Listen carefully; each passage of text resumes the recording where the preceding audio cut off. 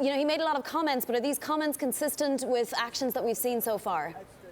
Well, Vani, this comes at a time in which President Trump has also tried to put behind him a series of accusations that his administration has been divisive for this country. Of course, his daughter, Ivanka Trump, over the weekend publishing remarks in which she sought to put behind, again, some of the criticism against her father that this administration is anti-Semitic. We saw this with the Israeli Prime Minister Benjamin Netanyahu last week at the press conference, in which he also defended President Trump and said that such attacks were not warranted. And today, the images of President Trump speaking with his nominee to be the HUD Secretary, Ben Carson, his former political rival, also again part of a broader strategy to be more inclusive. Now, what's interesting about Carson is that this is someone who, quite frankly, has received bipartisan support in the Senate. People like Senator Elizabeth Warren, a progressive from Massachusetts, actually voting to move the nomination forward of Dr. Ben Carson.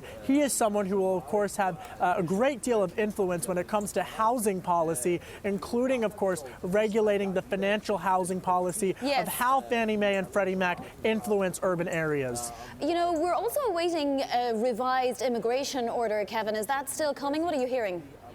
I'm hearing that we should be anticipating this revised executive order that will work in juxtaposition with, of course, those executive orders that were overruled by the Ninth Circuit District Court. Of course, that case could go all the way to the Supreme Court.